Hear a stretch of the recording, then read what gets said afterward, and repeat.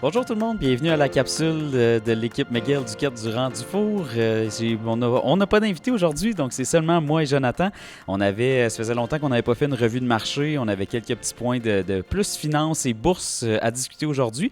Fait que, directement dans le vif du sujet, Jonathan, tu voulais nous parler un peu des performances boursières de l'année 2023 et de 2024? Oui, absolument. Bon, c'est ça, on voulait faire un petit retour là, sur les performances depuis janvier 2023 qui ont été quand même assez impressionnantes là, pour la majorité des classes d'actifs. Et surtout au niveau là, des sept magnifiques aux États-Unis, là, donc les 7 plus grandes entreprises de technologie, là, dont on peut voir 84,8% depuis le 1er janvier 2023, ce qui est quand même assez impressionnant comme performance. On se rappelle quand même que ces titres-là avaient baissé beaucoup en 2022. C'est des titres qui sont quand même sensibles à l'économie et au taux d'intérêt. Fait qu'un bon rebond de ce côté-là. Puis, on peut voir aussi le S&P 500 avait évidemment 32,7%, c'est quand même excellent. Puis, mais tu sais, il ne faut pas oublier que ces 7 entreprises-là comptent quand même pour 30% de l'indice. Donc, pendant plusieurs mois, là, on a vu ces 7 entreprises-là tirer l'indice énormément vers le haut. Mais quelque chose d'intéressant quand même qui est en train de se produire, là, c'est qu'on voit une profondeur un petit peu plus au niveau du marché, là, parce qu'on peut voir au niveau du S&P 493 qui affiche quand même une excellente performance, là, surtout depuis octobre 2023, pardonnez-moi, que ça a vraiment commencé à aller chercher cette profondeur-là. Là. Fait que c'est sûr que ça, c'est quand même un bon signe d'un marché en santé. Oui, puis on voit sur le graphique, je sais que c'est pas nécessairement ton sujet, mais la Chine qui tire de la patte un petit peu. Oui, exactement. La Chine qui a quand même eu une profonde crise économique, là.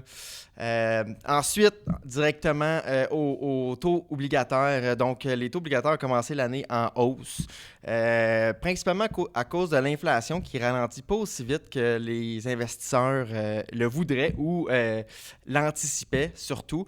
Donc, on peut voir les obligations qui reculent un petit peu en début d'année. Par contre, évidemment, c'est pas juste une mauvaise nouvelle. C'est quand même une bonne nouvelle là, pour les investisseurs qui veulent déployer un petit peu plus au niveau des obligations. Ça crée quand même des belles portes d'entrée en ce moment. Oui, définitivement. Puis quand tu parles des taux d'intérêt, des fois, je sais que c'est pas clair pour tout le monde. Les taux qui ont monté, peux-tu parler un petit peu des taux banque centrale versus les taux du marché, un petit peu, juste donner une petite explication là-dessus? Oui, absolument. C'est sûr que la Banque centrale contrôle le taux court terme, vraiment le taux directeur, qui va avoir un impact plus grand au niveau des taux d'intérêt sur le marché, mais les taux court terme. Tandis que quand on regarde un petit peu plus les taux 1 an, 2 ans, 3 ans, 4 ans, 5 ans, c'est vraiment plus l'anticipation des taux futurs, de la croissance économique et de l'inflation qui va vraiment avoir le contrôle sur les mouvements de ce taux-là, alors que la Banque centrale contrôle plutôt le taux 3 mois. Ouais. Plus ou moins 3 mois, on va le dire comme ça. Donc, c'est ça. C'est vraiment les anticipations. On voit l'inflation qui descend moins vite que prévu et on repousse les baisses de taux d'intérêt dans le futur à un petit peu plus tard. Donc, évidemment, ça fait monter les taux d'intérêt, là, puis les obligations qui sont en baisse à cause de la relation balancier là, avec les taux. Je trouve que c'est important de faire la distinction parce que les taux d'intérêt, des fois, les gens regardent la Banque du Canada, on monte pas les taux, fait que là, tout le monde pense que les taux bougent pas, mais officiellement, sur le marché, comme tu dis, en anticipation de l'économie qui va super bien, qui ont augmenté quand même, puis ça l'affecte les obligations puis les portefeuilles les plus sécuritaires, encore une fois. Exactement. Puis, on voyait aussi sur le graphique, là, quand même, en 2023, on a atteint le sommet des taux et ensuite, quand même, une bonne baisse au niveau des taux, là, puis là, ça recommençait à monter, comme que je disais, un petit peu en début d'année. Mais c'est sûr que c'est quand même une bonne question que tu as posée parce qu'au final, les gens, peut-être qu'ils regardent tout ça et ils disent la Banque centrale n'a pas réduit les taux, on est encore à 5%. Pourquoi que les obligations bougent comme ça? C'est vraiment à cause des anticipations. Définitivement. Côté élection, on parle beaucoup d'élections de politique, de géopolitique ces temps-ci. Est-ce que ça aura réellement un impact sur les marchés boursiers? La réponse simple est non. C'est plutôt, je dirais que les performances boursières dans les périodes d'élection, là, c'est assez... en fait, il n'y a pas vraiment de tendance qu'on peut voir. Tu sais, la seule tendance peut-être qu'on peut remarquer, là, c'est que les marchés ont tendance à faire mieux après l'élection. Puis un phénomène qui peut expliquer ça, c'est parce que les marchés n'aiment pas l'incertitude. Donc, ça crée la volatilité et souvent, le marché peut se mettre en position d'attente, voir un petit peu ce qui va se passer et faire un petit peu de surplace. Mais quand même, on peut voir que même 12 mois avant les élections, les rendements sont quand même bons. Et 12 mois après, légèrement meilleurs. Mais c'est pas vraiment, je dirais que c'est vraiment à cause de l'incertitude. Mais ce qui a le plus grand impact là, sur l'économie, sur la bourse, c'est vraiment la situation économique au moment des élections et non les élections en tant que telles. Puis, tu sais, justement, un petit parallèle, là, on peut voir beaucoup de questions ces temps-ci. Qu'est-ce qui peut arriver si soit Trump ou Biden se fait élire? Ben, tu sais, on peut voir, là, on peut retourner un petit peu en arrière. Ça fait pas si longtemps que ça, quand même. Dans les deux cas, autant quand Biden et Trump ont été élus, les marchés ont super bien réagi dans ces deux périodes-là. Mais c'est pas nécessairement à cause que c'était Trump ou Biden. C'est vraiment parce que si on retourne à l'époque de l'élection de Trump, on venait juste de connaître une période de volatilité. Il y avait de l'incertitude au niveau du Brexit et de la situation économique en Chine. Puis après l'élection, bien évidemment, ça s'était corrigé à travers le temps. Puis il y avait eu comme un rallye boursier. Puis au niveau de Biden, bien, c'était vraiment la reprise là, d'après-COVID qui avait propulsé les marchés pendant tout 2021. Les taux étaient bas, il y avait des stimulus, les gouvernements avaient été généreux, avaient donné beaucoup d'argent, avaient injecté beaucoup d'argent dans l'économie.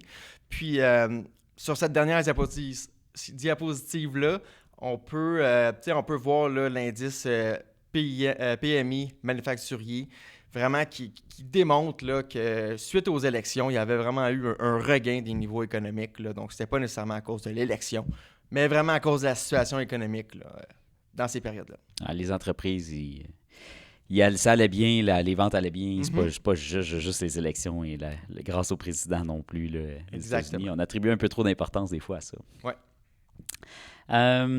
Dernier petit sujet, on voulait parler un petit peu de finances comportementales par la suite. C'est juste un rappel, hein, parce que là, la bourse va bien, puis tout va bien, puis Jonathan a parlé d'entrée de jeu avec les 7 magnificents.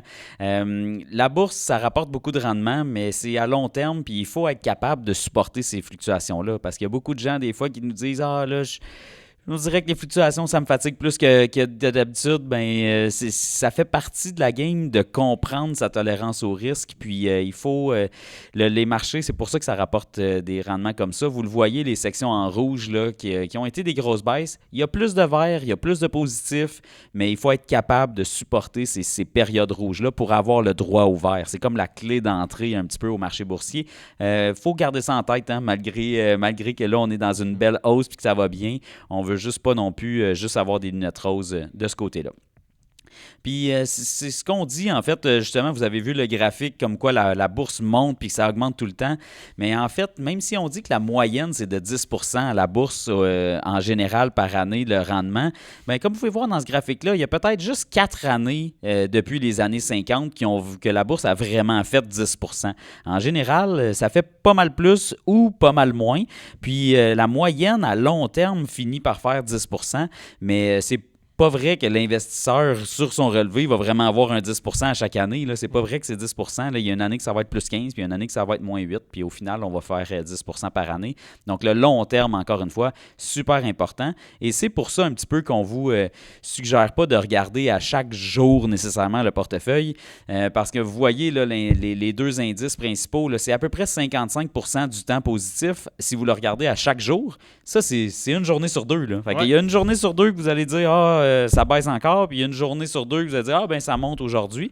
Pourtant, quand on le regarde sur 10 ans, vous pouvez voir que pratiquement 100% du temps pour le Canada, puis presque 100% du temps pour les États-Unis, c'est positif. Fait que les chances de faire des investissements en bourse sont de votre côté. Il faut juste garder la période de 10 ans, parce que sur un an, il y a quand même juste 80% de chances d'être positif, là, l'indice boursier américain. Donc, c'est quand même une chance sur 5. Il y a une année sur 5 qui va être négative en général. Merci beaucoup d'avoir été avec nous. Merci pour ton temps, Jonathan, pour la capsule. Puis, on se reverra le mois prochain. Merci beaucoup. À bientôt.